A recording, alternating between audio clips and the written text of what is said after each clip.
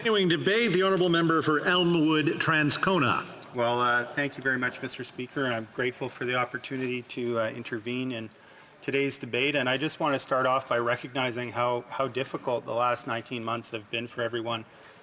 Difficult, certainly from an economic point of view. I'll be talking a little bit about that tomorrow in the debate on C2, and difficult too in terms of coping with the consequences of some of the public health measures that have had to be taken. It's been difficult to be shut in our homes. It's been hard not to be able to go out and get together, and I fully understand people's desire to get out and to reunite with people, and indeed have enjoyed being able to come to this place and see some colleagues, even as I have some reservations about whether it's the appropriate thing to do and whether we're really there yet or not, as we know that we're in the middle of a fourth wave, and depending on where you are in the country, your experience of COVID is very different right now. There are provinces where ICUs are full and they're worried about the consequences for their medical system. There are other provinces that are faring relatively well for the moment, but wonder what the future holds. We just heard the Premier of Saskatchewan just today or yesterday express some regret for not having implemented more strict public health measures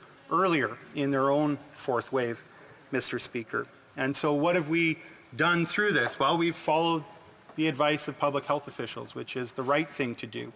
I'm an electrician by trade. I wouldn't take kindly to somebody doing some research on the internet and then coming and telling me how to wire something. I tell them I'm a Red Seal electrician. I have the experience, and if anybody's going to correct me, it's going to be somebody with a similar training and experience, not somebody who's been investigating things on the internet. So it's been right and good to follow the advice of public health authorities throughout the pandemic. They've told us to wear masks, they've told us to socially distance, sometimes they've told us to stay home, and they've told us to get vaccinated. And vaccination is our way through this. And we are getting closer to a normal time because more and more people are accepting that advice and choosing to get vaccinated. I commend them for that, and I encourage those who haven't done that to do that soon. I don't believe that, I mean, for every person with some medical credentials out there who's a COVID denier, there are many, many, many more who accept the science, and I don't believe there's any great conspiracy. Frankly, Mr. Speaker, I don't think, having spent 6 years here, that this government is capable of the intelligence, discipline, and coordination it would take to orchestrate a conspiracy that vast, nor do I think the so-called government in waiting is capable of such a thing, Mr. Speaker. So I find these conspiracy theories simply unbelievable. Now, if vaccination is part of the way that we get back to normal, then I think it's incumbent upon us as elected officials to show leadership in that.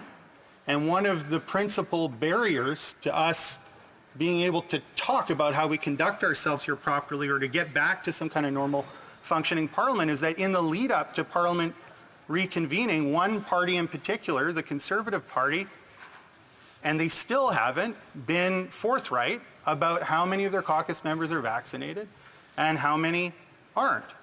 They say we should just simply trust the system, but I think we should expect more transparency of people who are elected to public office, and we hear often from them about the transparency they want from the government. They're right to demand more transparency from this government, but I think we have to show that in the way we behave ourselves. So we have a leadership obligation to get vaccinated, to be honest and to report our own numbers, and every other caucus here has done it. And so I take the Block's argument for a meeting, an in-person parliament, to be a little bit different.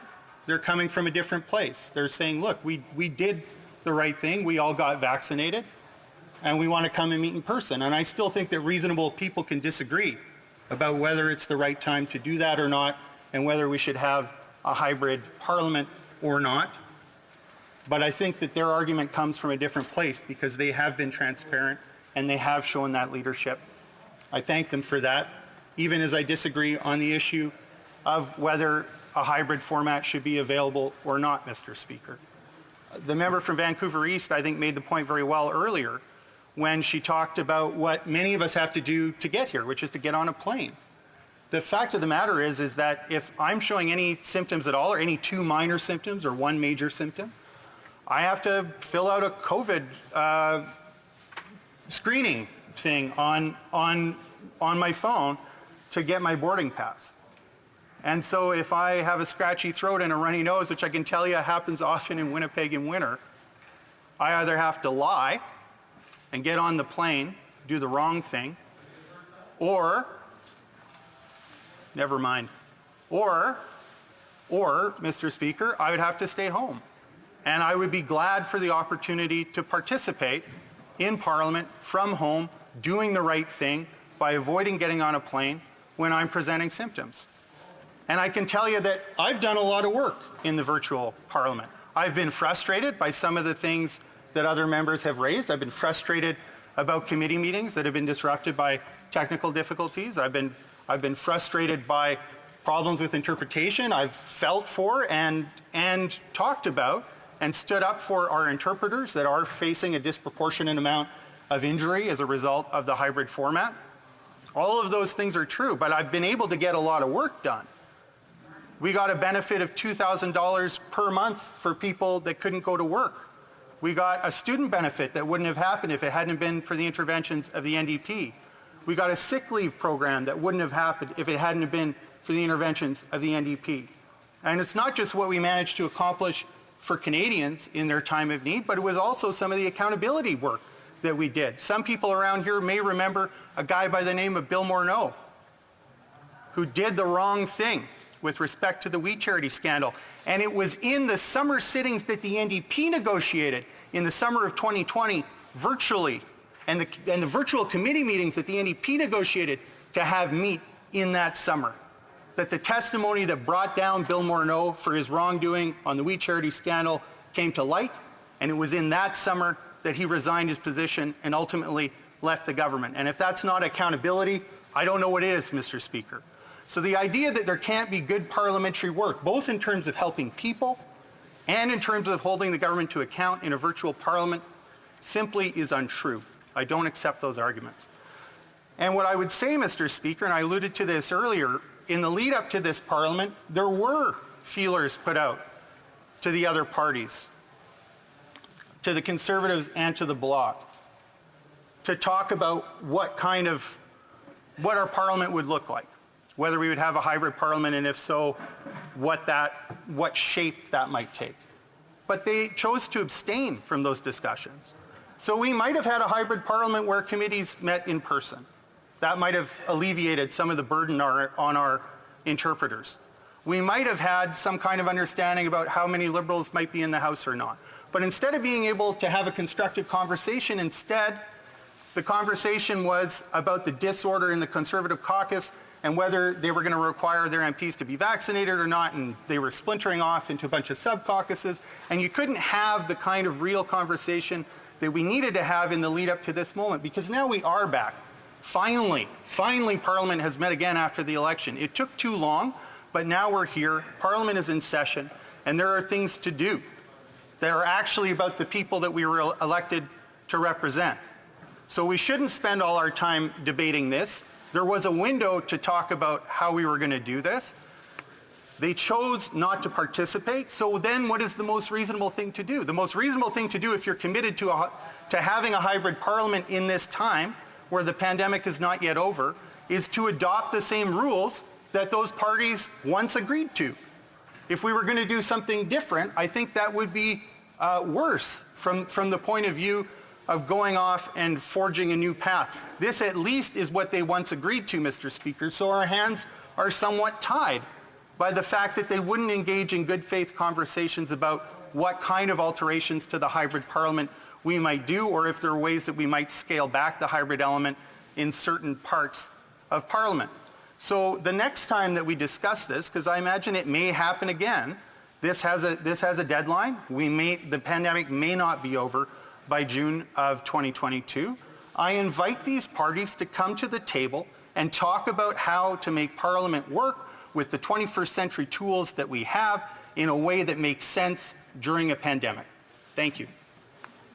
Questions and comments? The Honourable Member for Humber River, Black Creek. Thank you very much, and congratulations, Mr. Speaker. It's good to see you in that chair. I'm going to take this off for a moment. I'm going to say to answer my colleague, his father was here for many, many years and was actually here as the Speaker as well, I believe. And I'd be interested to know how that would compare if in his father's day, the struggles he had to travel such a long distance to get to Parliament, to be able to participate and to be able to vote. We're now looking at trying to move things forward, to modernize Parliament, to have some flexibility for many people throughout our Parliament session. And I'd be interested to know, I'm sure my colleague has had many discussions with his father about modernization of Parliament, and I'd be interested to hear some additional comments on that. The honourable member for Elmwood Transcona. Well, I thank you very much for the question. And it's true, I did grow up in a context where my father was often in Ottawa, and that's one of the reasons why when I ran, my own family was very aware of the challenges of the job, and those were challenges that we accept, as they are challenges that we accept now as well. And we heard some excellent arguments for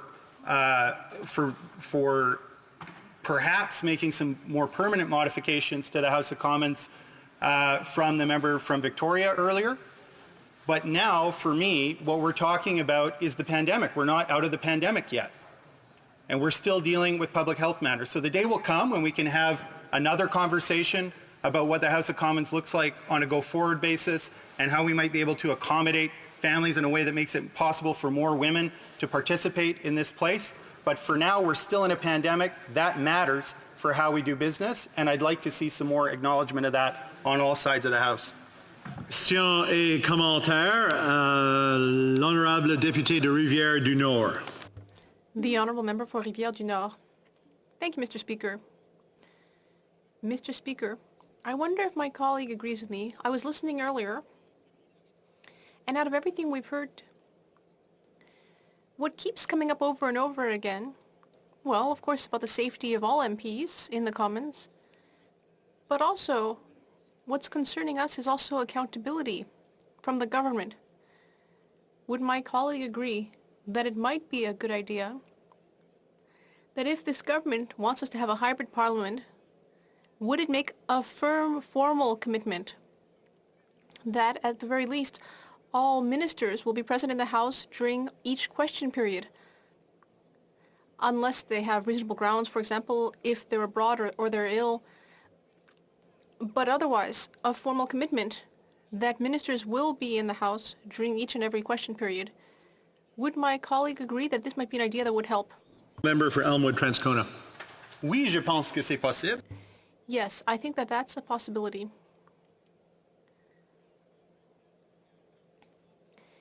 And I think there could have been such a commitment if the opposition parties had decided to find common ground and attack the issue together. But that's not possible when the other parties refuse to even begin a discussion about how to have a hybrid parliament.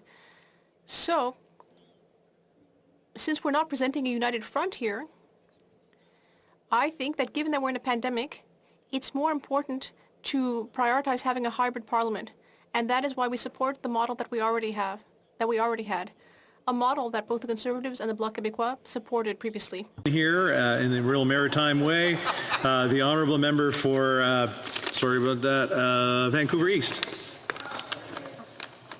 Thank you very much, Mr. Speaker. I have to say I've been listening to this debate for hours now, and my colleague, the member from Elmwood Transcona, perhaps made the best speech all day today on this issue. He's touched on all the issues, and the one thing that has not really been a highlight in the discussion here is about leadership.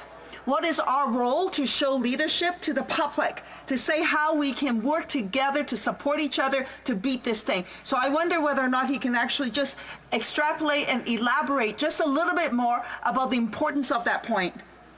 The honourable member for Elmwood Transcona, 20 seconds. Well, thank you very much for the question. We talk a lot about leadership here and what leaders should do, and I think it's always very important that people who are going to critique leaders have to show that leadership themselves, and I think that's what's been absent on the Conservative side of the House here. When we talk about, going back to work safely, that means people knowing what they're getting into, and you can't know that. And they talk about personal health information. I agree, people shouldn't have to share their personal health information, but this is a public health issue.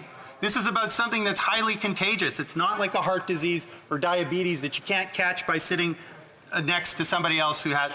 Continuing debate, the